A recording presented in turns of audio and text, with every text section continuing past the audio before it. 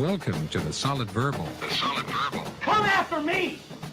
I'm a man! I'm 40! I've heard so many players say, well, I want to be happy. You want to be happy for a day? Eat a steak. It's that woo woo. And now, Dan and Ty. Welcome back to the Solid Verbal, boys and girls. My name is Ty Hildenbrandt. That man over there on the left side of your screen is the one, the only Dan Rubenstein. Sir, how are you? I'm pretty good. One, I'm hoping people can hear us.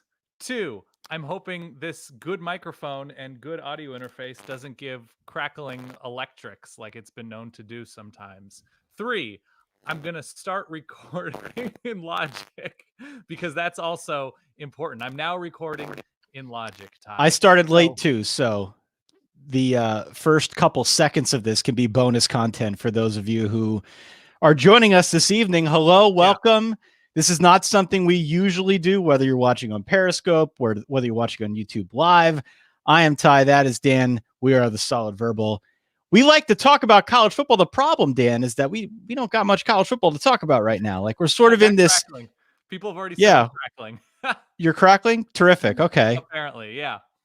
Well, we'll work through it as we go on here. What we've done is we've put out a call on the Twitter sphere, across all the social media channels, solidverbal@gmail.com. Anywhere you can find us, we put out a call for questions because it's that time of year. Typically, when we get to late April, we're taking questions. We're going to start talking about the season. We're going to start talking about teams, players, all the like. This year, maybe a little bit different. Maybe a little bit different. Possibly. Hence the reason that we're doing a live stream, just to try stuff out. We know many of you out there, like Dan and I, are forced into quarantine for some indeterminate period of time. Yeah. So thank you for spending so much of your evening with us already.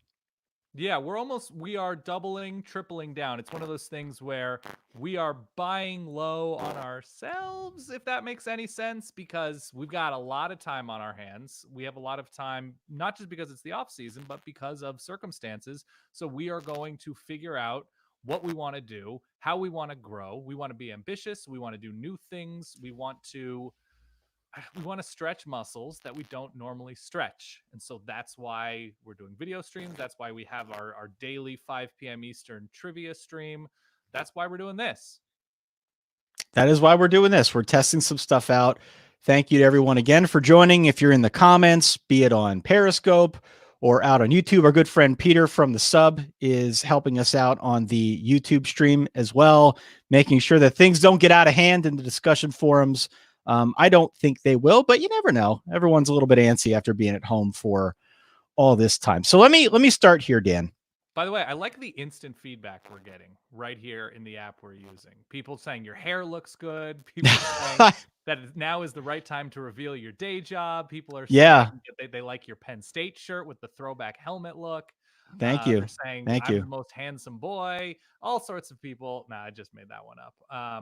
But we have all sorts of questions that we received that we have a document. We could actually almost share the document via this stream if we really knew what we were doing. We're going to have to work up to that, but yeah, that is entirely possible. All right. Well, you work on that.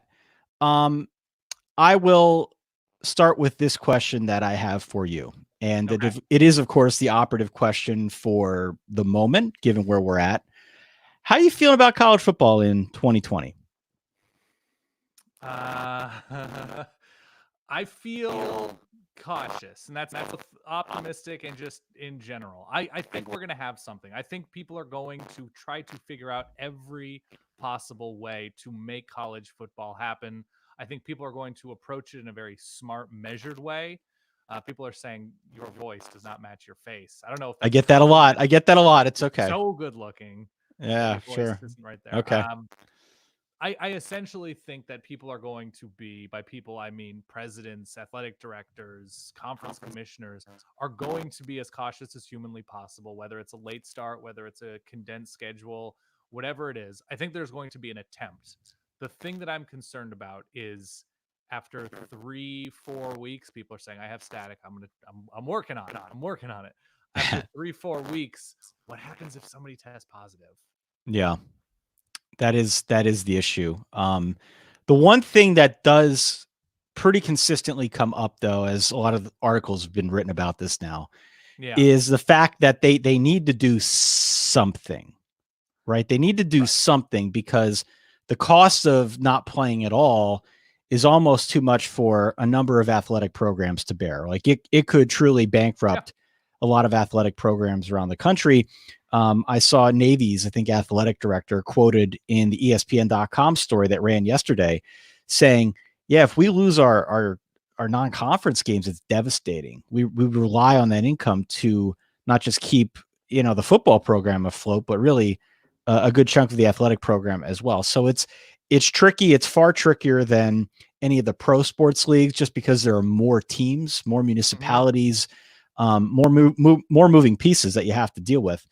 And forget about Navy. I mean, you talk about all G5. Navy is a successful program. They go to bowl games. They get that bowl cash pretty often. And the American is a big G5 conference. You have smaller J5 conferences, let alone FCS, let alone Division II. It trickles down in a pretty significant way. And I hope my volume is better. I see people are saying that I'm low. I boosted it up a little bit. Hopefully it's not crackling.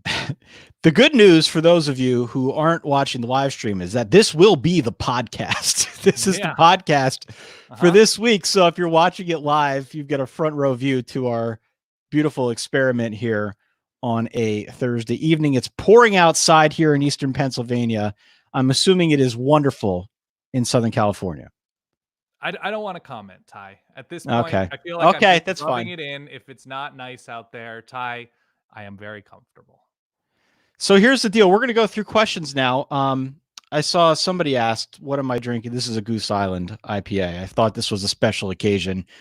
And even though it's a school night, what the hell? So where do we want to go first, Dan, with our questions?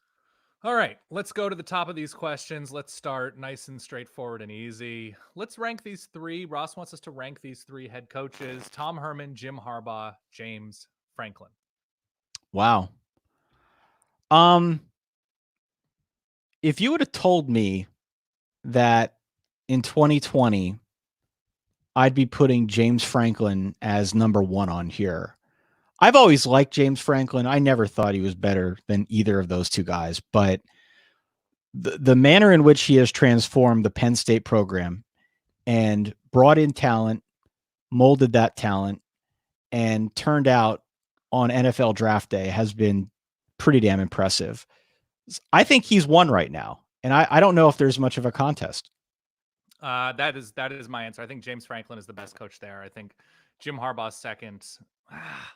No, Tom Herman did win that. See, that's where it gets interesting, right? Because what do you want in the next 3 years running your program? Recruiting every day, in game.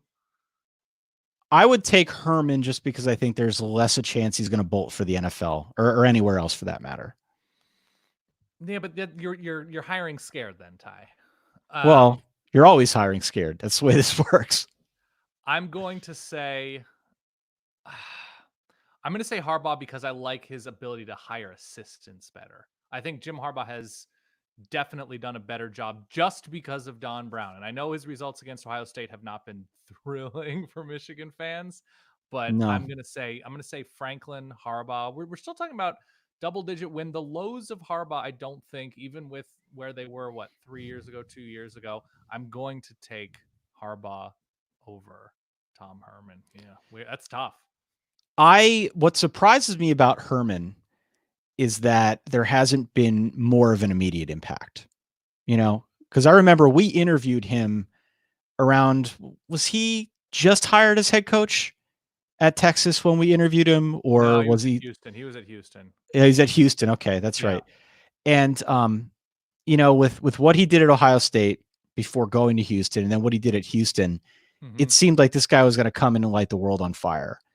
And I'm not going to say that the program's not in a better spot now than it was before he got there, but I think a lot of Texas fans expected more of an immediate impact. This is a guy, he's in the Mensa club. Like he's got all this like football intellect, right? That he's going to bring to Texas. And that has not materialized in the way that I think they would have hoped. So he's third right now. I'm with you.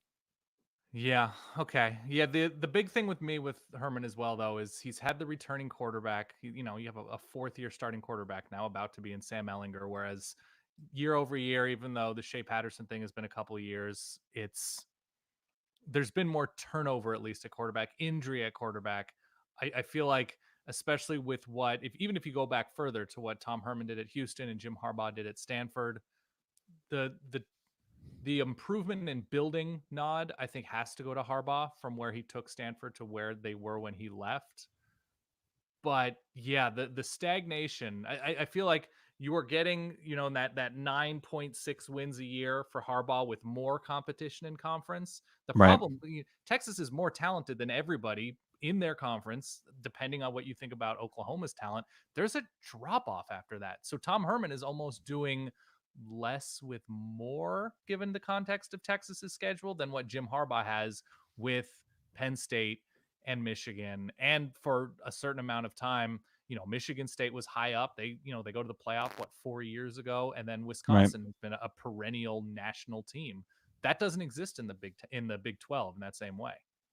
Yeah, and Nicholas, who is watching on one of our channels, points out rightly, Tom Herman went 13-1 at Houston in year one. Perhaps some of the reason for high expectations at Texas, and to the point, it furthers the point. He looked like he was the real deal. I still think to some extent he is the real deal. The immediate impact, the immediate sudden and dramatic impact that I think a lot of us hope for just hasn't. So we'll see. We'll give him time. I still think he's a great coach, but at least as it relates to our list here, I think he's third.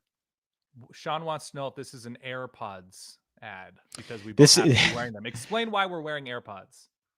We are wearing AirPods because we are balancing about 8 different audio sources at the moment, trying to make sure that we're synced up. And if we try to do it without the AirPods, I'm not really sure what it sounds like. So this is the easiest way that we can do it, especially with you in California. Matt wants to know, who's your dark horse Heisman hopeful? Now, I think the Heisman becomes less interesting with every day of the season, but right now, especially if you're a wagering sort, there's And I am. I am.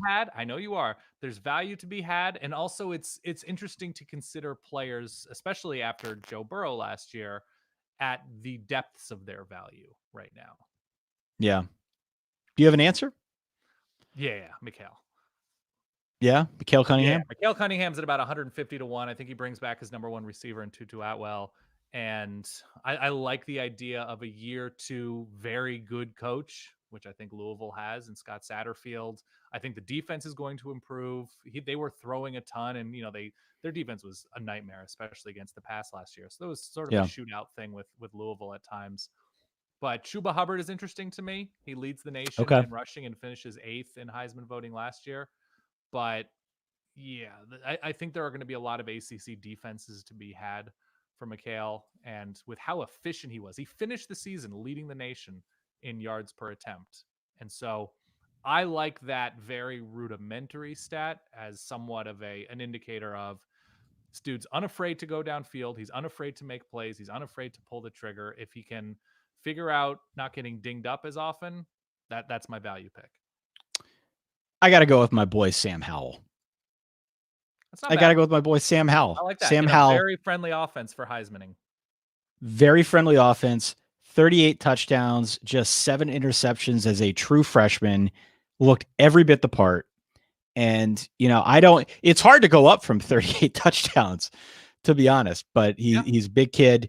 He looked really wise beyond his years for North Carolina, and it seemed through the recruiting cycle that Mac Brown was trying to build something. He had a definite set of targets he was trying to hit to build that program and make it consistently better across the board. So as we know, a big part of the Heisman is how good your team is.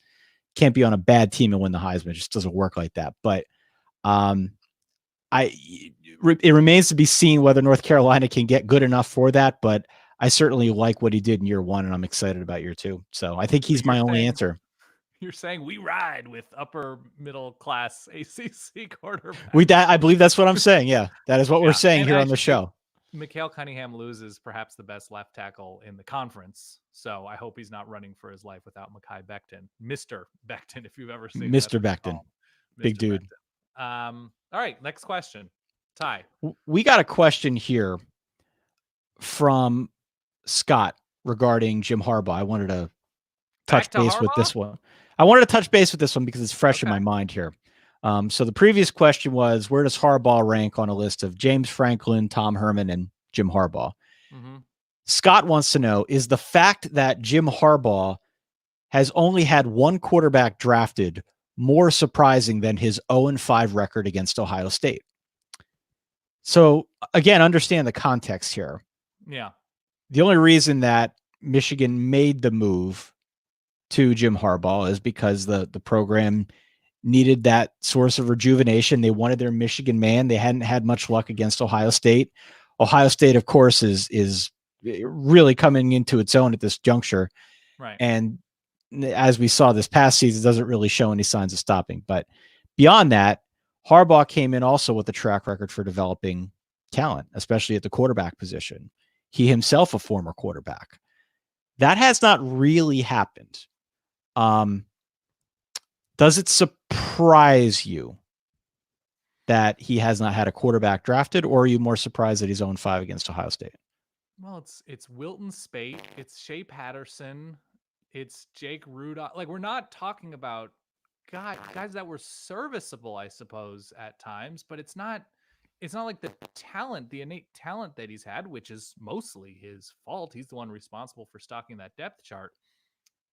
When you were reading that question and talking through it a little bit, I was thinking about Big Ten quarterbacks in general as like first round draft picks. There aren't a lot of them, Ty. No. You look at Michigan, Michigan State, Ohio State, Penn State. I mean, we had Dwayne Haskins last year. Ohio State goes on this run of not having a high level NFL draft pick at quarterback. Minnesota, Indiana, Purdue. Like, they're not, for whatever reason. Wisconsin. Even when Wisconsin puts a great one into the league, Russell Wilson, he's what, a third round pick, somewhere in there. For whatever reason, the Big Ten has struggled with putting high level, developing and stirring up interest in their higher level quarterbacks. And I'm not sure why that is, but I guess Michigan just sort of falls along with that. But I don't know who we're surprised wasn't drafted from the list of Michigan quarterbacks, though. That's the thing. It's strange, but it kind of makes sense at the same time. I think that's the bigger point here.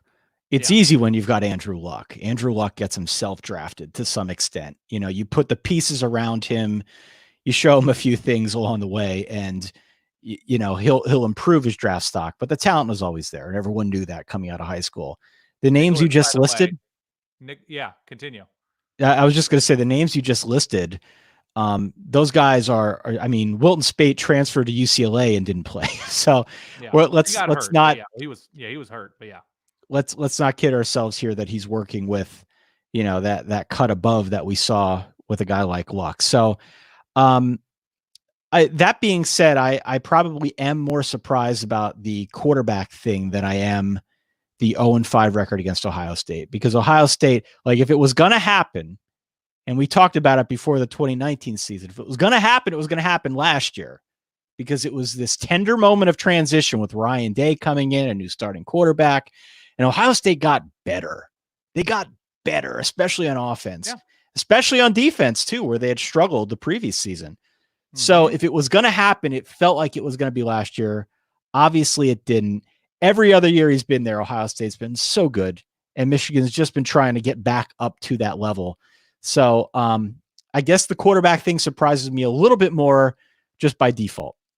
Can I tell you that Bruce Feldman of The Athletic commented on our Twitter feed and said, Ty is like the Benjamin Button of podcasters, looking 10 years younger than when this launched, which I just took as an insult of him saying, yeah, Dan looks about 10 years older.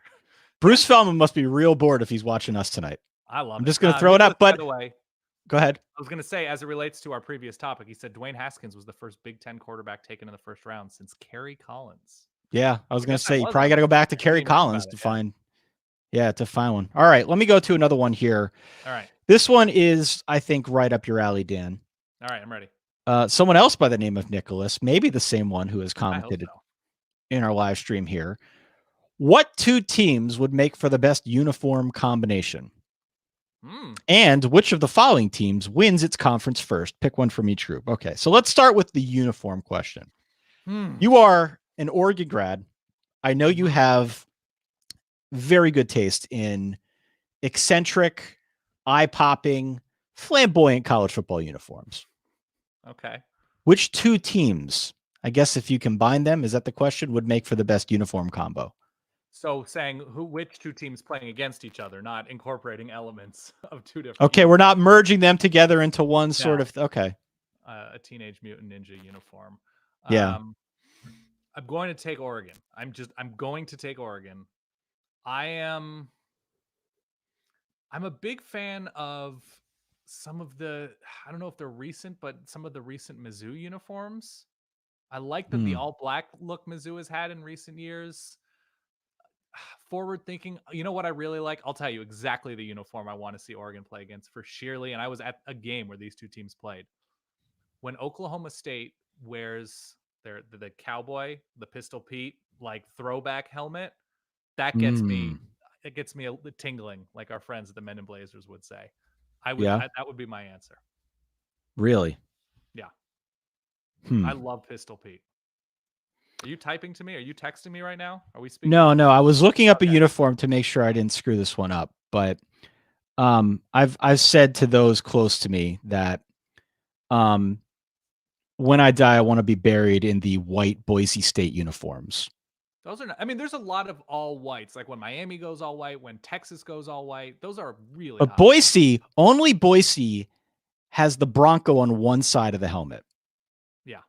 They got the whole Pittsburgh Steelers thing going on. Yeah. It's that you never see. You never see it anywhere. It's just a huge freaking Bronco on the right side of the helmet. And for whatever reason, whenever they do the asymmetrical helmet pattern, that's a thing for me. And the rest of the uniform looks cool too. But if I have one that I can add as part of this answer, it's Boise's white unis. Poncho weighed in with LSU. When LSU goes to the white helmet. Oh, wow. That's a good one. I am such a sucker for white helmets. I am such a damn sucker, especially LSU's recent alternates. They're good. They're sharp. Those get the design part of my brain hot and bothered. You will note that I did not say Notre Dame's green jerseys. I will never say Notre Dame's green jerseys. Whatever the opposite is of this question, Notre Dame's green jerseys are that. Okay. Yeah. His other question here is, which of the following teams wins its conference first? He says, pick one from each group. So, Dan, I'm going to read off 3 groupings to you. Yeah. And you tell me, of these teams, there's a couple per, which one is more likely to win its conference first. Are you ready? I'm ready. Group 1, North Carolina, Tennessee, Minnesota, Iowa State, Arizona State. Win its conference first. Yeah, North Carolina. Really? Yeah. They're in the same conference as Clemson. They're in the same conference as Clemson. It's the depth of the ACC right now that worries me the least. You know, Tennessee navigating the Georgia and Florida factor in their own division. Minnesota getting over an Ohio State hurdle, but also anybody else. You know, they're going to play Wisconsin every year.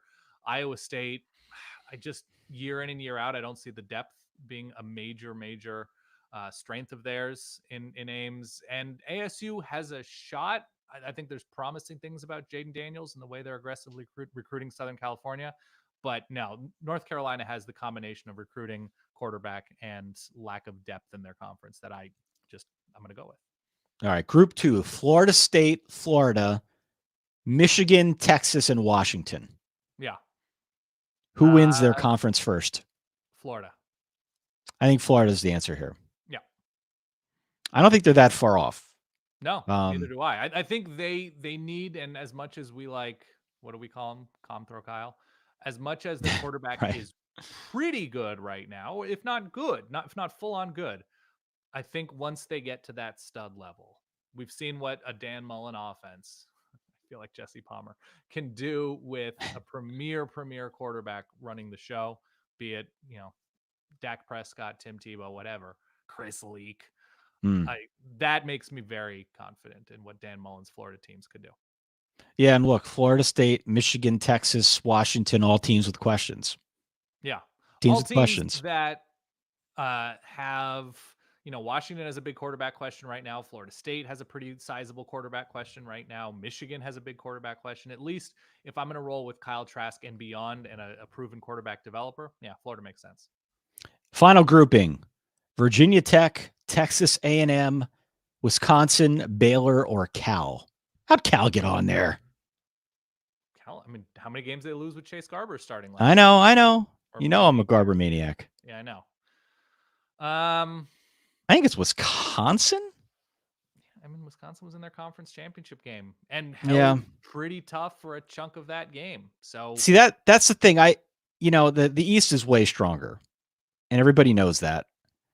But Wisconsin pretty consistently gets to that game. So as long as you're getting to the game, you have a shot. sure. Much more so than, let's say a They've Texas won the A&M. conference. I Not know they've won the terribly long conference, ago. but I'm Yeah. saying as we look forward, Yeah. Texas A&M's in the SEC West, that's brutal. Virginia Tech, I like Virginia Tech this coming year, but I don't know about this. Baylor starting somewhat over with a new coach, new scheme, maybe not over, but over enough. And Cal remains to be seen. So I think the answer is Wisconsin. Next question. Connor wants to know, who is the most sneaky good team headed into 2020? Sneaky good. Sneaky good. I talked about Louisville. You talked a lot about North Carolina. Yeah. Florida's not sneaky. They won a New Year's Day game. Sneaky. So I need somebody with an established coach. I need somebody with a pretty positive quarterback situation. I think there's a conversation to be had about ASU because of the win over Oregon last year. They're on, I think, more people's radars. I think Cal actually might be my answer. I love Justin Wilcox. Yeah. Yeah. I mean, he knows how to coach defense. Does lose Evan Weaver, which is problematic, but and a lot of that secondary, sure. And a lot of the secondary, sure. I am going to go back to Texas A&M. I think it's hard to be sneaky. Well. It's hard to be sneaky if you're Texas A&M, right? Because they go out and they pay Jimbo Fisher Texas with a $sign, and it's obviously a high profile school, but they've recruited well. They bring a lot back. I don't think the schedule is quite as difficult as it was a year ago. So there are reasons for optimism there. Again, sneaky good might be a stretch, but I think they will be very good. I am excited to see them in 2020. Whenever the 2020 season is played, I am excited to see Texas A&M. Yeah, I'm thinking across different conferences. I want a quarterback situation. I know I want a coaching situation. I at least believe in a little bit. How do you feel about Minnesota? They've already made the leap, though, right? Yeah. That's my thing with them. State in that huge game. They're not sneaking up on anybody. They lose their coordinator, which happens to good programs where they're going to start having to deal with attrition and getting coaching minds plucked away by bigger programs. So yeah, I feel pretty good about Minnesota already. I don't think they're sneaking up on anybody. All right, Daniel. Next question. Can Brady Hoke sustain success at San Diego State? We're a couple minutes into this thing now. So what, 20 minutes in, maybe 30 minutes? Let the record show we've asked a Brady Hoke question, maybe a little too early. No, I like this. It's a good time. Yeah. I don't know the strict answer to this. I don't know San Diego State as well as I'd like to at this point. In a given season, we'd probably be more studied up on San Diego State by July, August than we are. Right. I will say this, which is how my wife likes to proceed things. It's a good time to be uncertain in the Mountain West. How many we have 5 new coaches? Steve Addazio, Colorado State, Todd Graham at Hawaii, Kalen DeBoer at Fresno State, Danny Gonzalez at New Mexico, and Brady Hoke at San Diego State. There's not a lot of proven excellence beyond Boise State right now. Air Force has their up and down years. They win 11 games, including the bowl last season, but I think that was preceded by a couple of 5 and 7 years. Right. I believe in Brady Hoke as a recruiter. I don't as much believe in him as somebody hiring assistants, but I think I think in the short term, there's a lot to believe in about San Diego State. I am not a huge believer in sustaining long term, but he's done it before down there, Ty. He's He's been the head coach at San Diego State. So this is a familiar situation for him. So I'm going to say San Diego State remains an 8-win program. However that answers the question for you. All right, let's go to Rodney. Rodney asks if Manny Diaz is 3-3. 3-3. Ooh. In the first 6 games of the 2020 season, will Miami fire him and hire Hugh Freeze by the end of the season, Dan? Manny Diaz, 3-3. Hugh Freeze in the middle of the season. If Miami's 3-3, I looked this up already. I'm bringing it up once again. After their first 6 games, it's a pretty major issue with a pretty good offensive coordinator. I'm not gaga over Rhett Lashley like I think some people are. I think that was more of a Gus Malzahn thing when he was at Auburn, and he sort of bounced around. I know SMU had a really nice offense last year, but he always seems to attach himself to really good head coaching offensive minds. Their first 6 games, Temple doesn't have much of an offense. Wagner, win that. UAB, they should win that. Michigan State, first year Mel Tucker, but it's in East Lansing. Pitt, who's competitive, and Wake Forest dealing with a new quarterback, and it's on the road. It's not a terribly difficult place to play. They should be no worse than 5-1. They really should be no worse than 5-1 if Manny Diaz has the trajectory correct in Coral Gables. If he has the trajectory correct. Wow. If he does. I would be very disappointed in Miami if they begin the season. I think there's a bye after week 6, 3-3. I like Manny Diaz. I want Manny Diaz to succeed. Yeah, I want him to succeed. They did lose 14-0 in the bowl game, as Denny points out in the comments. They did lose 14-0, which is not super, but that team was ready to be donezo. That was against Louisiana Tech, if memory serves. Yep. Mm-hmm. That was one of those games. Remember, we talked about who wants to be there more. And we had hints down the stretch that maybe it wasn't Miami between those 2 teams. And I don't remember if either of us had the gumption to actually go with that and pick Louisiana Tech. I think I may have, but nonetheless, 14-0, I think, is pretty much all the proof you need. And you need that the next Notre Dame head coach will be Skip Holtz. Zeke wants to know any college football book recommendations. Anything by Bill Connolly or Chris Brown? Anything by Bill Connolly or Chris Brown. Where's the book I have here? I have a book here by our friend Larry Williams of Tiger Illustrated. I have a couple of them actually, but he does a great job. If you're kind of like Dan and I, and you want to just take, I don't know, a couple days and read through a book that's going to give you the history of a program or of a rivalry, or I don't know, just deep dive a program to get to know what it's all about. You'd be hard pressed to find much better than what Larry's done with Clemson. He does a great job. I just finished reading Ethan Sherwood Strauss's The Victory Machine about the Golden State Warriors. Really good. Really, really good read. Real quick. Okay. Fishbowl asks us a very interesting question, Daniel. Okay. Thoughts on a Big 12/Pac-12 merger with 14? Do you want to answer this question in the context of the now, or in general, this hypothetical world that we may not be living in anymore? Yeah, well, it's interesting on a couple different levels. First off, as a hypothetical, I'm always down for some conference realignment talk. Like, let's get Chip Brown on the line. Let's do this thing. Let's talk it out. All right. I'm here. Yeah. I'm here for that. I am intrigued by the possibility, not to get back to something we talked about previously, the possibility of some teams that want to play college football and other teams that do not. Now, for the record, I don't know if that's actually a thing that could happen. It feels like it could. Mm-hmm. There are a lot of teams, some of which might be willing to roll the dice a little more than others. I don't know. I don't want to get into that. I don't want to make a hard turn into that stuff, but there's more to this question than meets the eye, especially in a scenario where there's a smaller subset of college football teams that may want to play.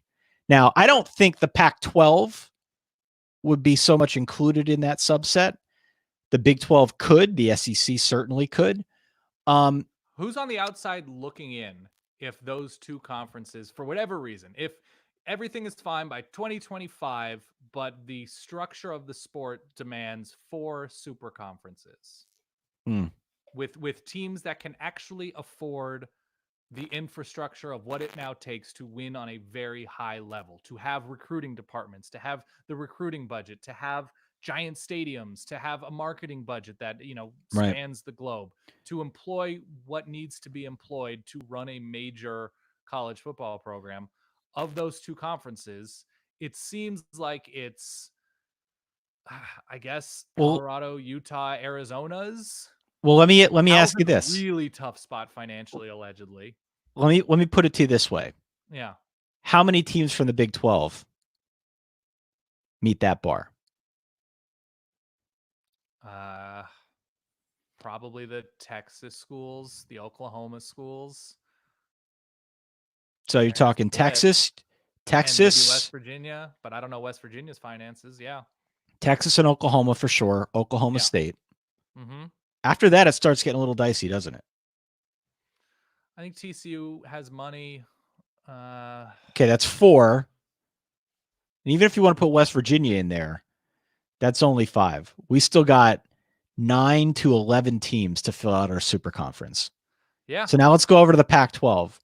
We know USC can do it. We know Oregon can do it. We know Washington can do it. Stanford has money. They've got money. Stanford's more of the motivation, but they invest a lot in athletics, so I think Stanford. All right, so we're up to 9 in total. Mm-hmm. Can we get 5 more? UCLA is in a tough spot right now. Right. Utah, I think, is in a pretty good spot. They've made major bowl games. They seem, they're not playing buyouts to coaches. Kyle Whittingham has been there forever. So I would include Utah in that, even though not the biggest fan base, not the biggest national footprint. I would include Utah in that conversation. Can you have a 10-team super conference? Because that's what we have right now. Down to 10. Yeah. It's an interesting question. It is an interesting question. Like I said, a couple different ways you can look at it. I don't know what that would look like, either in the hypothetical or in the weird circumstance where we have a slimmed down number of teams in the 2020 football season. And as for somebody watching, I don't think Oklahoma games would start at 8 or 9 p.m. I think no, for big games. Yeah, they would accommodate schedule-wise based on time zone.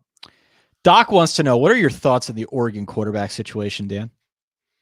That's a hell of a question. Oregon should have, whenever the season does hopefully happen, they should have an incredible defense. Andy Avalos has his name in a very good spot for future head coaching positions. Offensively, they're in a good spot.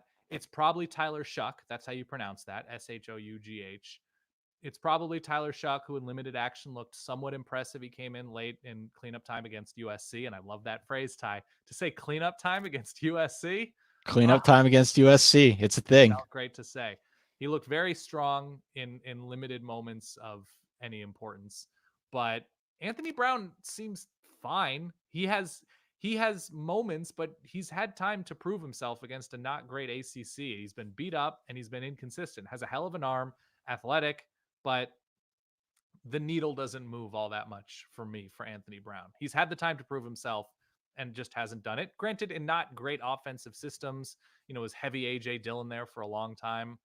So right. I'm going to say the upside is probably more enticing about Tyler Shuck. So I feel good. I think what I feel really good about, Ty, what really does get my needle just in the red here. Okay. All right. Settle. Is the creativity of Joe Moorhead and what he should be able to do with that offense based on what we saw at least a couple of years ago with Penn State. So that's what gets me my juices bubbling over. I hate you. I understand why Notre Dame went with Tommy Rees. I do. Did Joe Moorhead want that job? I don't know. I don't know if he wanted that job, but I wanted him for that job. That's all that matters. But time will tell whether or not the hire of Tommy Rees is a good one, a prudent one. Back to Tommy, not Tom. Back to Tommy. Yeah, he had a cup of coffee with Tom, and then he tweeted out, couple months ago that it's Tommy, just one word, Tommy, it set the internet on fire. But love it. I was excited about the possibility that Moorhead could come to South Bend, but wasn't meant to be. I'll let you know how it goes. I'll let you know. Thank you. I'm sure you will. I'm sure you will. All right, Eddie. Next question.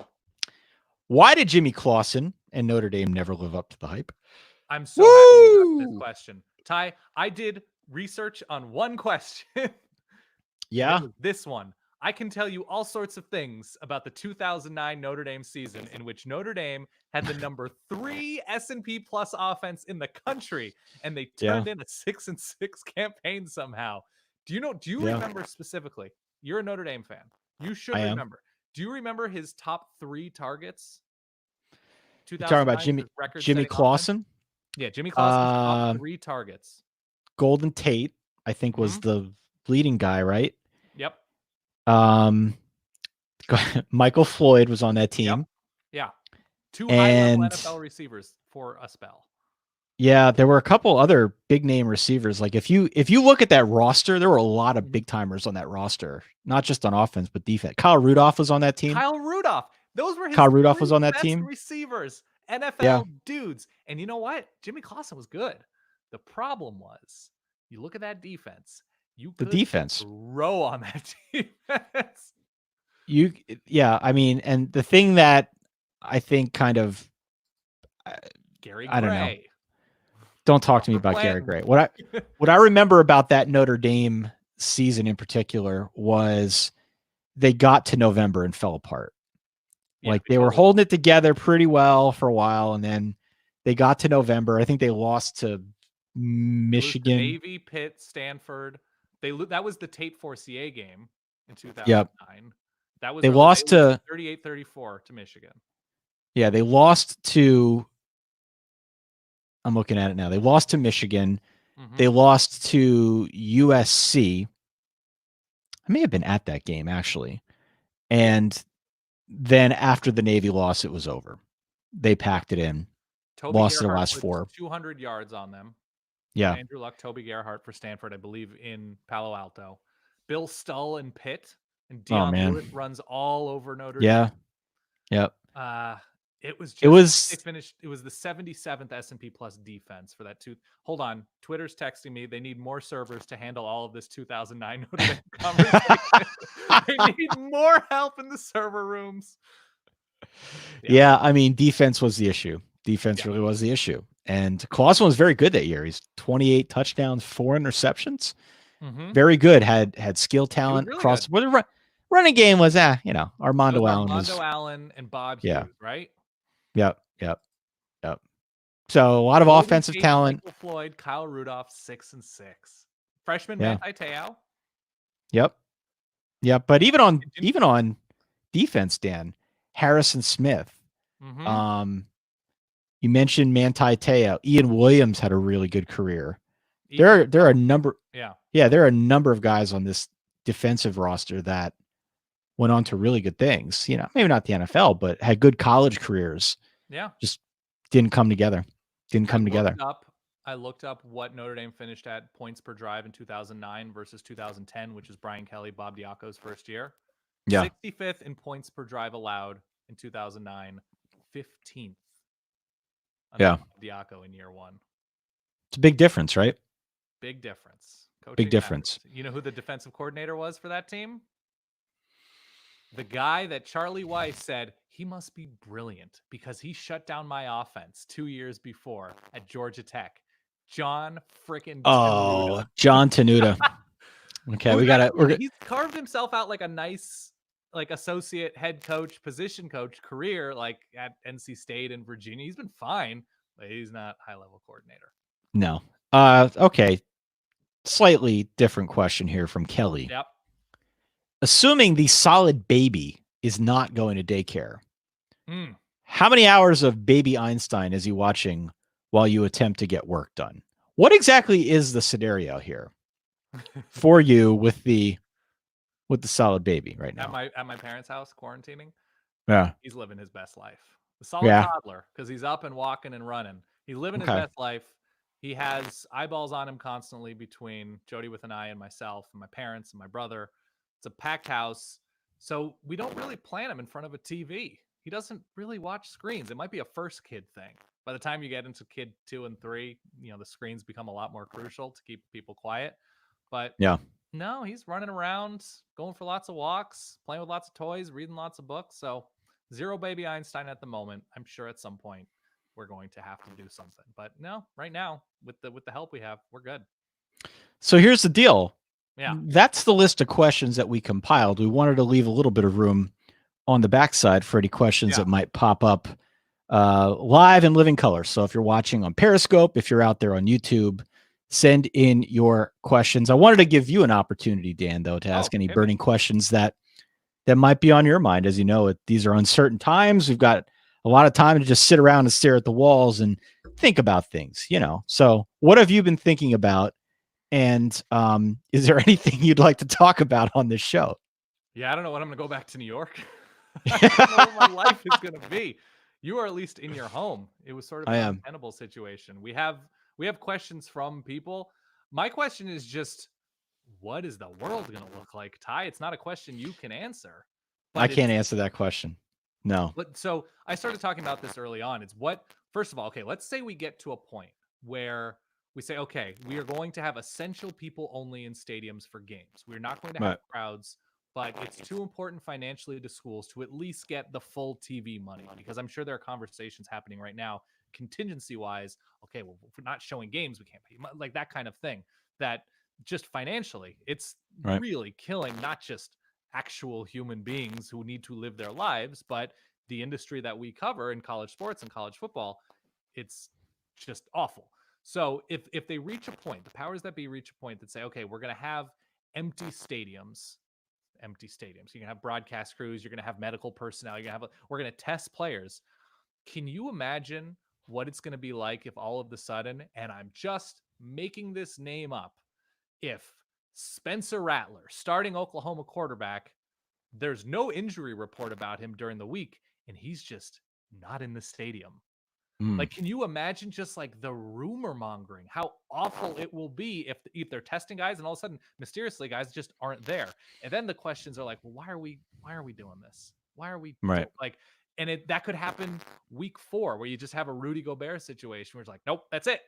And we have a 4-game weird season that is inevitably going to push things back and create even more of not a panic, but a what do we do now situation with the next, like, okay, do we start in February? Do we start next summer?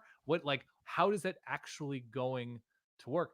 I have no idea. Also, somebody wants to know about the knickknacks behind me. Okay. Well, we can get to the knickknacks behind you. Yeah. I want to hear stories as well about the knickknacks behind you. Sure. I'm intrigued by 2 scenarios. Okay. I don't have an answer to any of your questions, by the way. I have no idea. Not. I have no idea. And I don't think anyone does either. I think there are people paid a lot more than you and I who are trying to think through all those scenarios right now, but I have no idea what to make of that. I think it would be on the Pacific. Yeah, right. I think it would be in one, another team stays in the other. The field is on the third. Everybody's quarantined. They're out there for months. You're not even safe on boats, though, Dan. That's the problem. That's true. Yeah. I don't know. Okay, I have no idea. But the 2 scenarios that I think I am most interested in, A, some sort of slimmed down version of the season, not in terms of the number of games played, but I've seen it published a few places. Like, what if some teams want? Yeah. Well, no. But what if some teams want to play, kind of like I said earlier, and others don't? True. All right. There are a lot of moving parts here. There's 130 teams. Sure. There's going to be disagreements. So I'm curious to see what would happen if that came to be. I remain fascinated by the possibility of a spring season. Season. Starting when? Starting sometime after the Super Bowl. I'm fascinated about Boston, Boise, Madison, Minneapolis weather in February. I'm talking about that, baby. That's kind of messed up, Ty. I know it is, but again, I think the cost of not playing for a lot of these athletic programs is almost Sure, too I high. get it. And I don't think they want to do that because I'm sure it would be a logistical nightmare. But at the same time, if that's your option or not playing at all, you're going to take the spring season. From a podcasting perspective, I mean, you'd probably have to put us in straitjackets to have 2 seasons in one calendar year, Yeah. but it would be a once in a lifetime event to have a spring season where college football is not competing against the NFL. It sort of is like the only show in town from a football standpoint. That would be, not to say it would be great to try and get to some of these places that are cold, and not to say there wouldn't be challenges across the board, but if anything, remotely amusing comes out of all this, a spring season could be, I think really amusing and interesting. Ty Atlas wants to know, you up for smoking some crispy, crunchy, peanut buttery backwoods? Excuse me? That was in our YouTube live stream. Both flexing on me with those AirPods. Yeah, that is true, Atlas. That is true. Although I got to keep it tight, high and tight. But here's something that at least is, this is going to make no sense to people listening without the video. What happens if you have your spring season, then the NFL draft is in July? Yeah. Yeah. So Trevor Lawrence is like, cool, season's over. I guess I report to like Panthers camp now. Yeah. How is that working? I don't know. And that is one of the logistical challenges, right? What do you do? What do you do in that scenario? What happens if there's just no season? Are current true sophomores eligible for the draft? I don't know. Again, Answer questions. people have a lot on their minds right now in and around college football, and these are all the kinds of things they have to try and figure out. The draft would get tricky. Certainly eligibility would get tricky. Yeah. Recruiting would get tricky. Mhm. It's a multi-layered onion here, Dan. And I don't know. We'll just have to wait and see how it all plays out. Can I ask you a hypothetical that you are probably not prepared to answer, but you're going to answer anyway? Okay. December vaccine. There's no season in the fall, right? December vaccine. Okay. It's crazy fast. Okay. Vaccine trials, everything. Blah blah blah. I know nothing about science. That's what you got to keep in the back of your mind as you listen to me. December vaccine. They say, okay, we're gonna have a spring season. It starts in March or something like that, and they figure out the logistics, whatever. That season, they're essential people only. There's no fans in the crowd. December vaccine. How soon are you going to a major sporting event?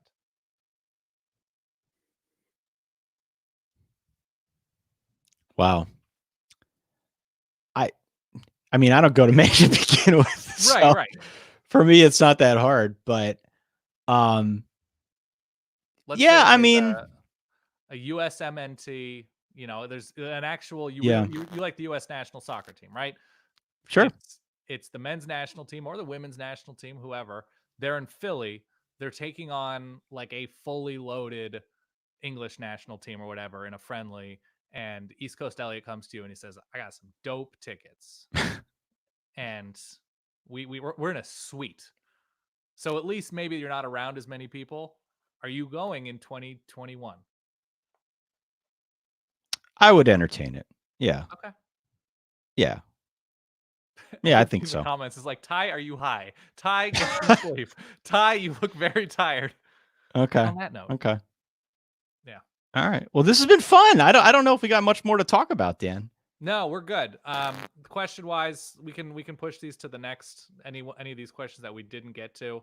Some Greg asked about running back duos, the missed opportunity of not playing Thurman Thomas and Barry Sanders at the same time. Oh, Timely wow. stuff like that, Ty. That's right. Evergreen content is what we refer to it as here. I do love looking on the back at podcast. historic duos sometimes. I was thinking about this answer. It's really tough to play two amazing running backs at the same time, unless one of them is kind of a slot back type, a Percy Harvin who will get in the backfield sometimes, or a Tavon Austin who can step in when need be. Oregon did a good job of it with Kenyon Barner and DeAnthony Thomas, but no, it's tough to spell duos as is, and to get them on the field at the same time. I guess Lendell White and Reggie Bush, because you could split Reggie Bush out. Well, The last Alabama's had that issue, right? Yeah, Trent Richardson and Mark Ingram, neither of Mark them Ingram? were like true all-purpose slot back types. I think Bryce Love and Christian McCaffrey played in the same backfield for a couple years, and Bryce Love actually got carries that second year. So they're different enough. But yeah, I don't think about the what could have beens when systems have evolved so much. No. It's tough to compare eras. So, okay. Well, thank you to everyone who joined in this evening with our experimental live stream. If you didn't get a chance to watch it, you did get a chance to hear it, because this is the actual podcast that we'll be putting out, maybe with the exception of the first few seconds that we forgot to hit record for.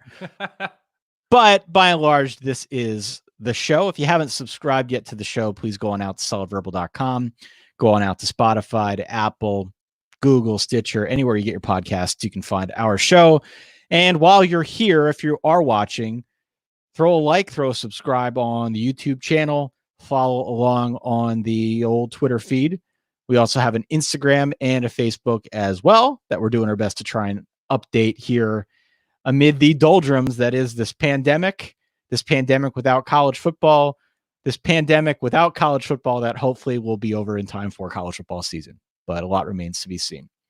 On that note, for that guy over there, my good friend Dan Rubenstein, for myself, Ty Hildebrand, thanks so much for watching.